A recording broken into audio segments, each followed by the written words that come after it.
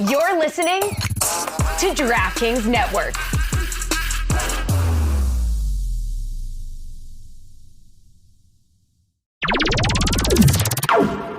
So many good South Florida things to talk about, interesting South Florida things to talk about, Stugotz. But before we get to the Marlins' first playoff game in an electricity that baseball deserves, God, what a delight to watch those uniforms in that atmosphere where people care rabidly about baseball as a sport, unlike Florida, where Tampa, a great baseball team. Disgusting. A great baseball team gets 19,000 for a game because Florida sucks so bad at baseball. Just as a state, we can't be worse. Philadelphia appreciates what it is, the Marlins, to make the playoffs and are trying to club their heads in with Nick Castellanos and Bryce Harper and enraging Greg Cody. Greg Cody has now gotten into the game, a longtime Homer columnist for the Miami Herald.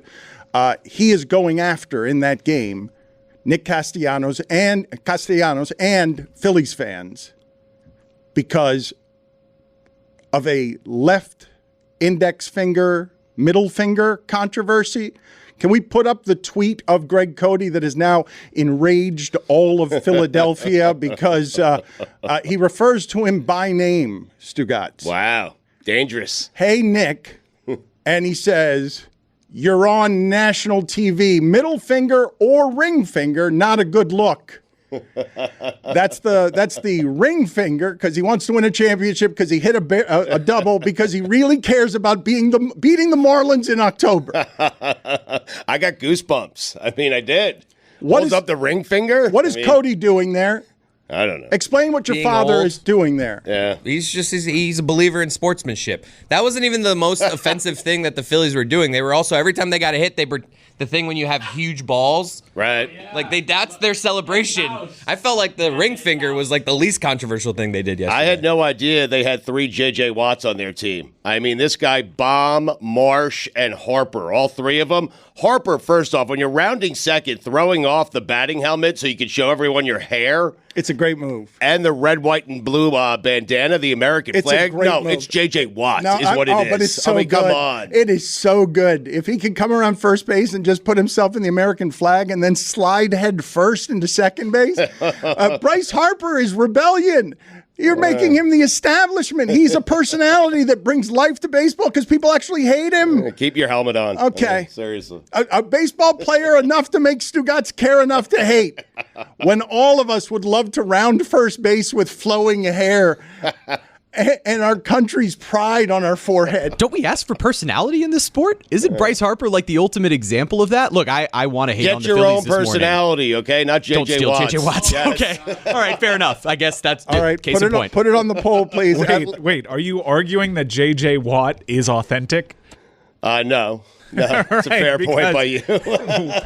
There's no consistency to this take. All it is, this is what's just happened to Stugotz as he's gotten I just started watching baseball. entangled in his own meshing. It's not just that. You're not alone. I heard Lewis in the other room say he saw his first baseball game last night, and I think if I turn to Tony right now, I'm not going to get a whole lot of baseball watching. Dano, I didn't watch last night, but I will tonight, I promise you. I'm forced to. I found out last night that Evan Longoria is a Diamondback. He's still out there. Longo. He's not junior, not Evan Longoria Jr. Right. The real one. Longo. Well, Stugotz, you've picked a good time to fall in love with baseball. If you're going to start paying attention now, because you're going to be flabbergasted by the skill level. I discovered, I might get his name wrong here, a middle reliever for the Phillies like a month ago, Alvarado. Jose Alvarado. Yeah, So nasty. He was big last night, yeah. So the first time I saw him, I'd never seen him pitch before, and like, this is one of the changes in the game I'm fascinated by, and have been fascinated by all season. Alvarado comes into the game, and I know there are a lot of guys like this in the league now, but he is throwing stuff, and I'm like, how is this person not their closer? How does anybody ever hit this person? And Kimbrel's their closer, and I was still saying, why is this dude not their closer? Nobody can hit him. And he's got his whip and his ERA all under 2 and stuff. And he's a little inconsistent with where he places the 98-mile-an-hour filthiest shit I've ever seen stuff. 7th inning, for that dude last night, because once you get into that bullpen, you're going to have a problem. That guy can't be hit, and somebody will hit a giant bomb off him because they do it to Puck all the time. And some of these guys that are throwing pitches that I've never seen before are playing in an offensive age of all or nothing that makes the games fast and exciting, because you can't help but just marvel at the skill level. Dan, I know I haven't been watching baseball that much, but you're not going to trick me on that one. Jose Alvarado is a guard for the Pelicans. Yeah. The Pels. I don't know how I'm going to get the people around this show to come back to the Marlins. We'll have to drag Mike back. Right.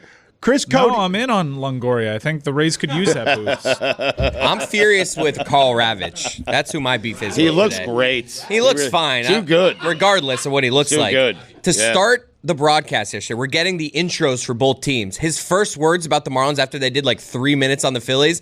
All right, now let's talk about the Marlins because we have to. Wow. That's what he said, because we have to talk about the Marlins. I was furious. Because you have to. The Marlins made the playoffs. They earned their way there. Right. We have to talk Just about like the everyone Marlins. else. Yeah. And the amount of times that he said every seat was filled in this Philly stadium. He was. I'm telling you, he was just talking shit about the Marlins the whole day, and I don't like it. I don't think I was talking shit. That's been my inner dialogue for 12 years on the local hour. Well, I guess we have to talk about him.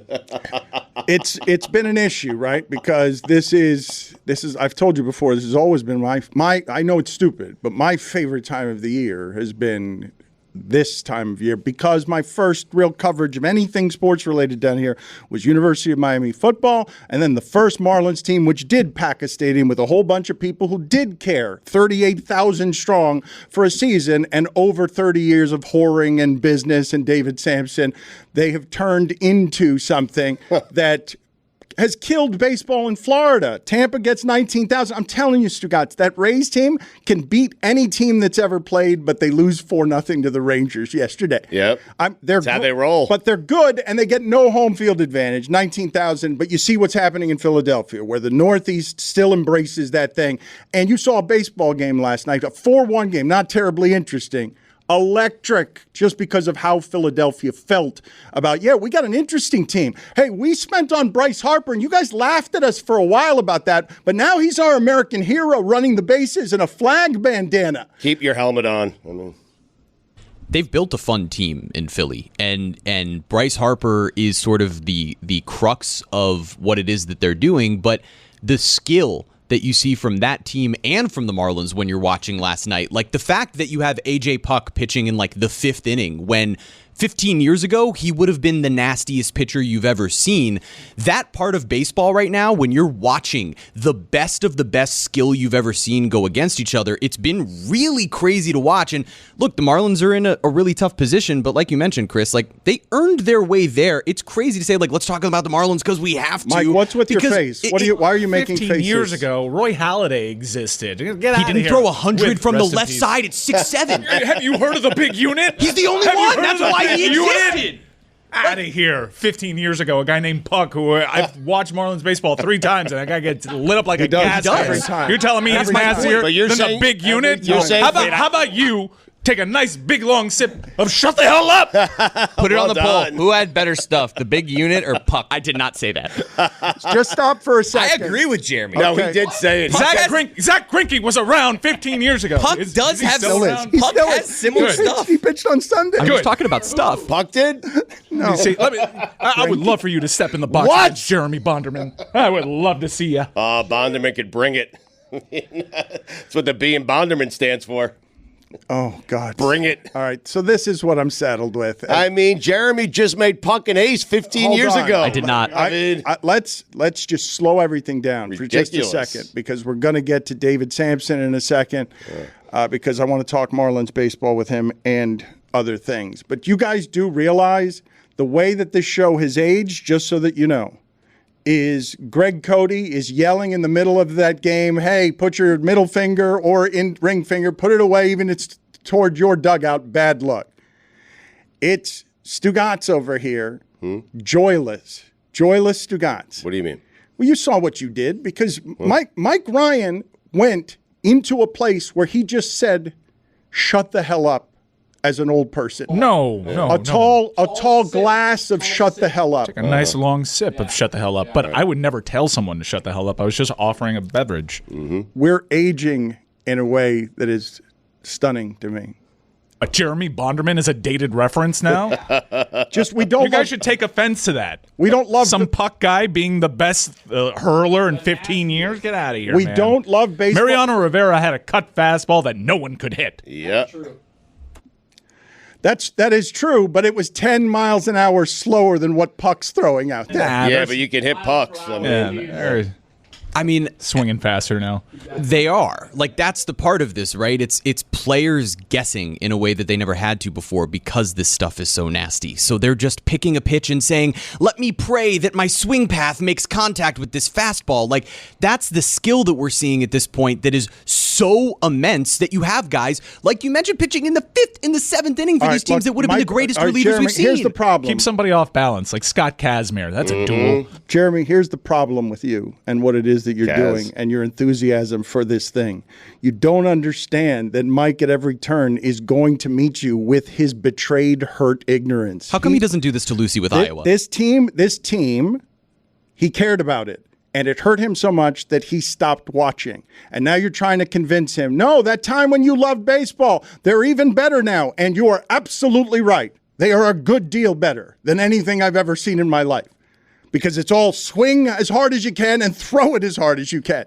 And all the charting all over the field, you hit a scathing line drive. That guy's just standing there behind the second base bag because that's where they played you to hit it. And if this guy's so good, why is he there in the 7th inning? That's your long reliever spot. That's when Burke Badenhop slides in and carries you to your setup man. The hopper. Let's play the sound. David Samson here thinks that you don't want him around to talk Marlins baseball, that he soils all things Marlins baseball. Nothing personal is something that he does for the Batard and Friends Network. It is a very strong one-man show where he informationally has, I'm telling you, he tackles more stuff than I'm hearing anybody who's doing a one-man show tackles in 50 minutes. And nothing personal. Forgive me, video. I'll get to that in just a second. Has David Samson, let's play that sound less awkwardly. Very disappointing for all people who think that I'm not rooting for the Marlins. You got it wrong. I was not rooting for Derek Jeter. Now that Derek Jeter's been fired, I want Kim Ng. I want Bruce Sherman. I want the Marlins to succeed. I want them to win a World Series because selfishly, I want to be part of a franchise's legacy that is a successful franchise. A third World Series in as many trips to the playoffs after a 162-game season, that would be a record. The Marlins made the playoffs in 97 as a wild card, won the World Series. They made the playoffs in 03 as a wild card, won the World Series. They made the playoffs in 23 as a wild card. How about it? How about that is the signature line. It is Stugotz's, you cannot have it. Right. It's not a good record to have. It's not. Hey, we make the playoffs. Like 20 years will go by, but don't let us in there. We'll win. If you let us in, we'll win the thing. Yes. They just never let us in that. I mean, Mike, since 97, it's been them, the Yankees, I think the Braves, the Cardinals, and the Giants, and the Red Sox. Those are the teams that have won 2 World Series. Is Stugotz in, yes or no? Are you in? Are you going to watch Marlins baseball? Longoria's still playing. Did you watch last night? Are you going to be stubbornly ignorant the way that Mike Ryan is, where he's like, because I was genuinely curious yesterday. When Greg Cody came in here and he made the argument on behalf of home field advantage, I'm like, what's home field advantage really when Jazz Chisholm is making that throw from center field? Is that crowd bothering him? Because they seem super excited and he threw out a guy at the plate. So what is really home field advantage in that sport? Tampa didn't do anything yesterday with no home field advantage. Philadelphia did that. Minnesota had it. I'm a little upset that I've given you guys this ammunition because I was just going to sit here like I have all season long, silently. But then you called A.J. Puck the best pitcher and the nastiest thing that you would have seen 15 years ago. He would have been the pitcher of the league. And I'm right. You can do that all you want. That's when you cross the line. Jeremy, look, this is the weird thing. I can't believe I'm saying this, but it's absolutely true. You are both absolutely right. No, he's not. And it is from the position of me. I've been Mike. I was straddling this fence. I didn't want to care about this team anymore. But the changes that they made to baseball and the skill level that I'm watching, I don't understand how any human being hits puck. His location is not as good as it needs to be. So Jesus, stop it. Chris Sabo would take that guy to the So gap. he is- No doubt. It sounds like you agree with Jeremy. So, Say it, Dan. Come on. Just say it. No, say no, it. You no. think Puck's a number one 15 years ago? Let me tell you. He honestly would have been. Jeremy's right. Stop it. Jason Kendall would have worked that count. He would have been totally gassed 25 pitches in. I mean, Sean Markham was a number two. Jason Kendall fouling off 8 consecutive pitches. No, they and all then do guess that what? now. The 115 No, they miles all per hour do, no, goes down. They the all end. do that now.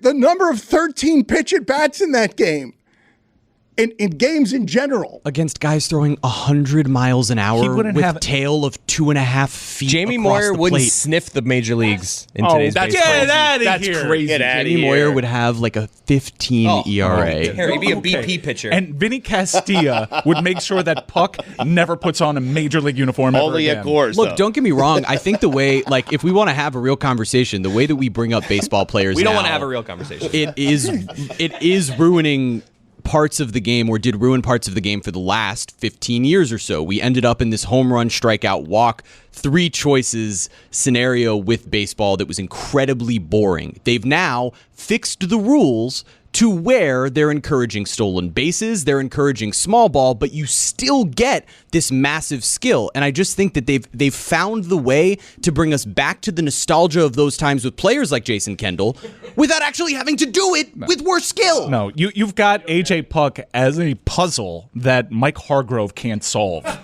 and that's where you lose me. Exactly. It's Zagacki.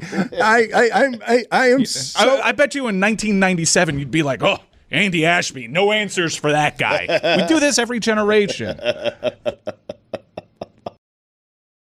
Hey, it's Mike Ryan. I want to talk to you about Miller Lite. What's your favorite place to watch a game? Is it at the stadium, at a sports bar, in your living room with your pals? I'm sure all are great, so long as you have that beautiful white can of ice-cold Miller Lite by your side at just 96 calories a can. Miller Lite is the only light beer you'll want to celebrate the great game of football with all season long. Whether you're at that stadium, whether you're in that living room, whether you're in that bar, please just make sure Miller Lite is by your side. Crack it open. Crack it open right at kickoff. Time it out. It's amazing. 96 calories. That's right, folks. 3.2 carbs per 12-ounce serving. Smooth taste, crisp, clean finish. You know it. You know it. I tell you every week, you get the taste you crave without the calories. This season, crack open a light beer that hits your taste buds so hard, you feel it in your heart. Make it Miller time all season long. Get Miller Lite delivered right to your door. Visit MillerLite.com/Dan, or you can find it pretty much anywhere that sells beer. Celebrate responsibly. Miller Brewing Company, Milwaukee, Wisconsin. 96 calories and 3.2 carbs per 12 ounces. Don Le Batard. You getting started on the breakfast flan? Oh man, I've been singing the song to myself all morning long. Breakfast flan. Dun-dun-dun-dun. Stugotz. Have you never heard the breakfast flan No, song? hit me with it. Okay. I wish I had some breakfast flan. Dun-dun-dun-dun. Breakfast flan. Where can I find a breakfast like that?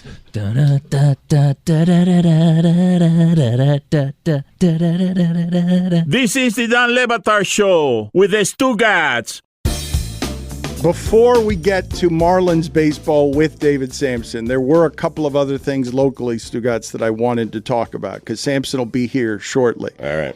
But are you aware of who is number one in the BCS rankings that nobody cares about anymore, but they are the BCS rankings as of today? Do you care who's number one? I mean, not really, but I'll guess. Go ahead. Alabama. Keep going. Just keep guessing. I It's the believe wrong BCS. Alabama is 24, according to Go the ahead. What? BCS So, guys, just formula. keep guessing. We'll tell you when you get there. Number one, according to the current BCS, please don't look on your computer. It would ruin the game. Just, I'm not. Just I don't- pick schools. I wouldn't even know where to find the pick BCS. schools. BowlChampionshipSeries.com. No, wait. I just touched my BowlChampionshipSeries.go.com. Guys, just start naming teams. Georgia. Yeah, okay. Lyco search Bowl Championship Series. Georgia's not number one. USC. Not number one. They're not? No. Oh, my God. This is insane. North Carolina. Not number one. They're not? No. Let me think. Florida State has to be Florida State. Not number Think one. impressive wins. Think no, not really. I'm just thinking undefeated. One Not impressive really. win. No, you can think impressive wins. Except Alabama. No, an impressive win that only became more impressive 2 or 3 weeks later. Well, yeah, when you take the problem with college football is the preseason rankings, which the Bowl Championship Series has very little time for. It's us. Fresno State? It's us. It's the mighty Miami Hurricanes. Him making another guess after you said it's us. I didn't believe him the first time. Mikey Keenan, them boys. The University of Miami. That's crazy. Come After on. beating Miami. They haven't played anyone. Well, no. A Texas A&M win is a good one. Miami of Ohio is not bad. Yeah. And the Miami, Ohio. Stugotz, I will tell you that if you're not watching this stuff, and I don't think you are. Okay. Miami of Ohio's coach saying after playing Miami, physically that hurt. My people are broken. They broke us physically, and now you watch them play other games, and you're like, oh, other teams don't break Miami of Ohio physically. Miami of Ohio, yeah, we'll laugh at them forever. What? They're not playing good football there. It's Miami of Ohio. But Miami wrecked everybody that's been put in front of them, and Texas A&M now doing that to that defense suggests, Stugotz, I don't know what's going to happen. Maybe you go to North Carolina. Maybe Georgia Tech beats you. I don't know. But they're going to be good at offense because Texas A&M is good at defense, and it didn't matter against Miami. Texas A&M has played 2 SEC schools since playing Miami. They played Auburn and Arkansas, and they've surrendered 11 offensive points since that Miami matchup. Those are 2 legacy schools, schools with prestige, schools that are not bad this year. I know the win-loss record in the SEC for Arkansas isn't great, but they've had close games. That Texas A&M win is a good one, and it doesn't look that good because I believe Texas A&M right now is presently unranked. They play Alabama. It'll be a nice little measuring stick for the people that do the paint-by-numbers stuff of do it against Bama. Everyone will laugh at you in this. Trust, Temple, Miami of Ohio. Who have they played? Texas A&M was 5-6 last year, and Jimbo's never got a quarterback. Miami, Ohio did beat Cincinnati. You'll be nervous going to North Carolina, though, right? I think you will be. I'm nervous this weekend. Look at it was just last year where they were losing to Middle Tennessee State. I think while there are encouraging signs, injuries could totally nuke this season. Georgia Tech looked like a good team, and then they lost straight up as a 21-point favorite. But we're not in the position to be taking anybody lightly and just chalk up dubs on the board. This You're isn't number cocky, one. This isn't cocky Canes fan time. But there are some really encouraging things about Miami's performances this year. The way that they're winning games that the BCS has picked up on, which, by the way, BCS, towards the tail end of its run, actually got it kind of right. And we just wanted more teams playing for the thing. But the way, think about where we've gone with the BCS is, no, we want humans to do it when we actually had computers figuring all this stuff out. Now, they made terrible mistakes early on, but by the end of its run, it did have a good idea of who should be playing for stuff. As Mr. 2017 UCF guy who would have defended the BCS until the end of the earth because UCF was number 1 that year, I will tell you, looking into the formula, those final few years, the teams at the top were right. It was just about exclusion of opportunity for other teams where we really just needed a 4-team or an 8-team playoff potentially based off those rankings. The rankings are not far off. It is killing me, though, that we're referring to rankings 4 weeks into the season for the University of Miami after only because Miami's number 1. Well, it's killing me. We're using Miami of Ohio as a benchmark. Totally. I see Mike has their game log up here. He's trying to find another good win on that schedule. There's only been a couple games, but that's not the point. Texas A&M. We had AI rankings before we had AI rankings. We went away from them, and now we're going to probably go to them in the future again. Well, what we have is when I said BCS, it's Billy Chris Stugotz. If they were creating the rankings for this show, it would be Miami number 1, and the argument being, yeah, you dragged Temple. Congratulations. I'm not going to.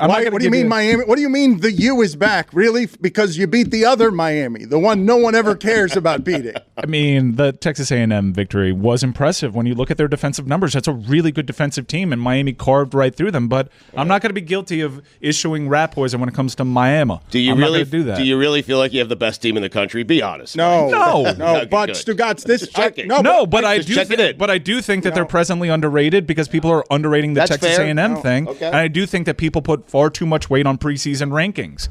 It's ridiculous, some of these preseason rankings. Why are some of these teams ahead of Miami and Texas A&M? Because, they enter unranked. It's bullshit. I will go a step further than Mike is going because he is not being cocky, and he's actually trying to be rational, even though we're exploring the stupidity of Miami as the number one team in the country as a starting point.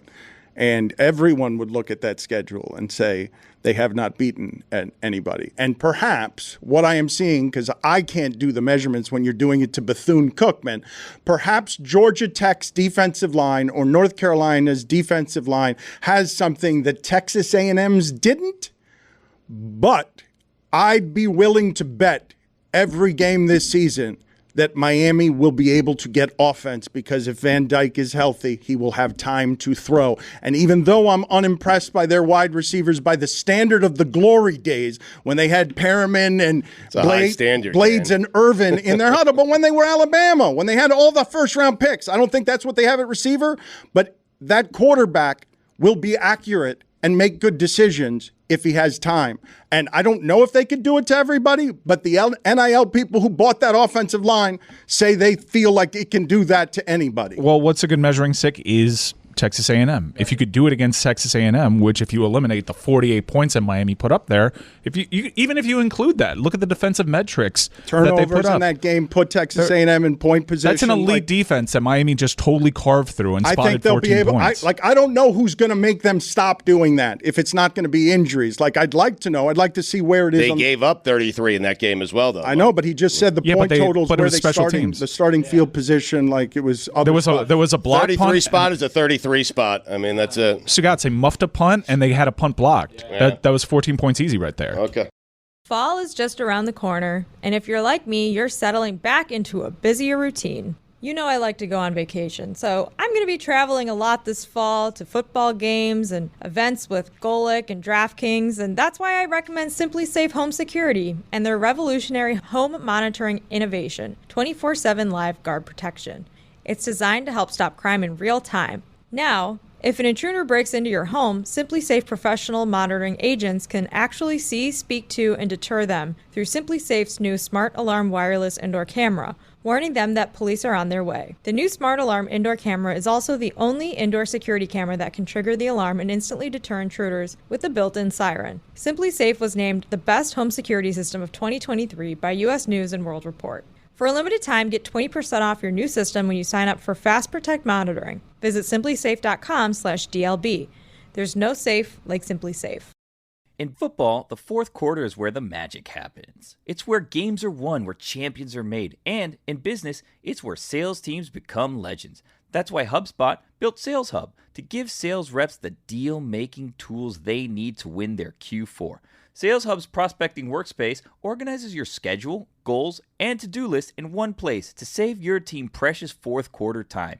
And Smart Sequences helps sales reps close deals faster than ever. So get ready to dominate Q4 with Sales Hub. Learn more at hubspot.com/sales. Dan Le Batard. Sports. Stugotz. More sports. This is the Dan Le Batard Show with the Stugotz. David Samson joins us now. Again, I will tell you less awkwardly than before that David Samson's Nothing Personal is covering a lot of terrain. I don't know how people are talking about the Trevor Bauer story. I imagine a whole lot of people are scared of that story. So I'd like to talk about that with him today. But the place I wanted to start was with Marlins baseball and how you personally feel, how all of this personally feels to you in the ways that actually move you about sports, because you are a part of the building of whatever this was. You dreamt that baseball could feel in Miami the way that it did in Philadelphia last night, and we laughed at you, and we were right to laugh at you because Miami never embraced it like that after 2003. How do you feel as someone who's protected the legacy of this franchise and torched Mike Ryan's fandom? How did you feel watching last night? So I spoke to my son about this exact topic last night after the Phillies-Marlins game, and he asked me honestly who I was rooting for, and I answered him, and I want to answer you exactly the same way. After I left the Marlins in 2017 when Jeter jettisoned me, I rooted against him and against the Marlins every game. I didn't want him to succeed because I wanted to look better for my reign And if he succeeded, it would be at the expense of what I did. Once he was fired, I then felt better about rooting for the Marlins. Going into the playoffs in September, I still was not rooting for them to make the playoffs. And I want to explain why. Because I wanted, and this is being totally open, I wanted to be the last president to have a team in the playoffs after a full season. It was just ego. It was just about me.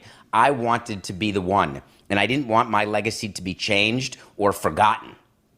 Then, when the Marlins clinched, I had a different epiphany. And I then wanted them to beat Philly in this round because I want people to experience a playoff game at Marlins Park differently than people are experiencing a playoff game in Tampa, where only 19,000 people showed up to game 1 of their series against the Rangers. And my view is I want to beat Philly so then we can have home games in the next round against the Braves. And Marlins Park will be sold out. The upper deck will be open. And then, still ego, people will say, wow, I am having a memory. Even if it's not Mike Ryan, I'm having a moment here. And that's because there's a ballpark here. And I know somewhere deep in my mind, I know that David may have had something to do. So this is all about you, right, is what we're saying. Not buying it either. Yeah. No, I'm absolutely admitting that it was about me, and I'm going through the different paths that I had in terms of cheering or not cheering for the Marlins. Keep in mind, there's no one left from my time there. No players are left, and there's very, very few staff members left. And the ballpark does look a little different to me. But I really want everyone to have a home playoff game and feel what that's like. Don't you want to be the last Marlins president that won a World Series? I mean, I was thinking about that. Yeah. I would like actually our franchise to keep the record going. I think it'd be way cooler to be a part of, hey, we don't lose playoff series. Forget 2020, the COVID year. When the Marlins make the playoffs, they win the World Series. So if they can win the World Series this year, that would be 97, 03, and 23, never having lost a series, 3 rings, and that would mean that you're part of a very, very special franchise.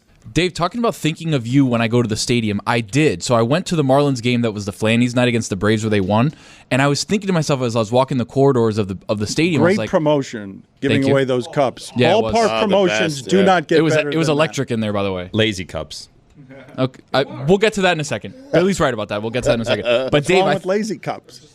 we needed better. Dave, I thought of you because I was like, wow, underneath this behemoth in Little Havana, somewhere, and he won't tell us where, David Samson hid a time capsule.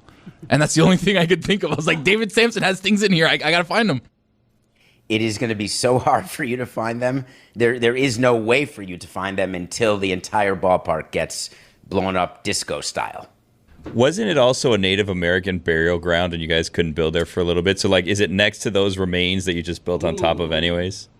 Great question. No, there was a rumor. And why did you smile at that, David Samson? You put your head down. Rarely do you feel a bullet go by your head that you were not expecting there. You got hit. You got hit with a Native American burial ground. Billy, welcome to the show. That's a good Guns one, blazing. Hey, you didn't see him come in with it. Look, man, he's going to get 18 hours to celebrate these Marlins for his fandom for 20 years. And if it means he has to shoot bullets at your head while you're on. It's a question. That's a thing. So there was a discussion and negotiation about the possibility of it having been an Indian burial ground, a Native American burial ground, excuse me. And we didn't want to pay because if that happens, you have to shut everything down and look for bones. So your timeline gets blown up and you could end up being over budget and not on time. So every time we would dig, because there's excavation before you build, we'd be looking over and there'd be like the backhoe and the front hoe. Hey, any cracks? Find anything? And of course, we never found anything as far as anyone knows. Okay, that last part of Stuck the landing, man. You stuck the landing. No, wait a minute. That little disclaimer. Kick some dirt over no, that. half a sentence. Wait a minute. I don't see anything over there. Hold on a second. What? Yeah, as far as anyone knows, that half sentence that you lawed your way into and you draped yourself in, after all of that, I want an honest admission here. If anyone does know, and there was an active cover-up, by someone in your organization, because what a horror it would have been if you built that ballpark without caring about human remains. I'm just saying that in Miami, especially at the Orange Bowl, how can you really know? Right? Is it good point. An animal? It's fair. Is it a person? It's Little Is it a Havana. Native American? Who's to say? No, that's not. That's a bad That's point. a terrible point. What bones were found? And just keep in mind, we're headed into Indigenous Peoples Day on Monday. What Mike, Company holiday? that was what? can we get For a some. day off? For some. Can you please Not for me. confirm or deny that bones were found? I have no independent recollection of anything out of the ordinary happening. I have no independent recollection of you go. Say it anything out of again. the ordinary being discovered during the excavation of the Orange Bowl site. Okay, so Billy, you just careened. Reading that? by the Yes, way? yes. You're a couple, looking well, he's got that. He's got that disclaimer underneath his computer for moments like that, where he could lie brazenly to our face and just cover it up. recollection. No, he would be a misery in deposed. Oh, God, would you hate deposing him? I've been deposed so many Oh, times. not. I You mean, probably enjoy it. you probably do. You enjoy it? I don't mind it. You're not afraid of it. I'm not afraid of it. Right. Nothing to hide. Oh, I mean, As far anyone as knows that. anyone I knows. mean, As Can't far- hide things if you close your eyes. No, I have nothing to hide. It seems understandable that with all of that ego you were talking about, somewhere in there, you would be brokenhearted because you did love baseball, you cared about baseball, and how that happened with Jeter, even though you walked away with all the money and some bones, possibly, if anyone knows. You had your identity tied up in this team, this organization, and that job. And you watching this team succeed while you've been to how many games since? You used to go every single night. You've been to no games. You haven't been back to the ballpark one time. I've not been to any ballpark since I walked out after the final game of the 17th. Because it hurts too much or what? Because I'm scared of feeling ordinary. You don't want to go to a ballpark and not be the president? I don't want to go to the ballpark and not be able to walk wherever I want to walk and go wherever I want to go and speak to whoever I want to speak to. I mean, you're asking for honest answers, and I do give honest answers. They just may hurt, and Mike Ryan may be unhappy with the likability quotient. No. I actually agree with you. It's the same reason that I don't go. right. And now you have to pay. I mean, Well, I probably wouldn't have to pay. But Yeah, you that's would. not the issue. What And is I the- would pay. But It's explain not to me that. the emotions of it, and explain to me if the Marlins, I am. if the Marlins have a playoff game, you would want to go. I got texted by Marlins man last night. I texted him and asked him, "Why are you in Milwaukee?" yeah, he was at the wrong game. Right. But he was at the wrong game.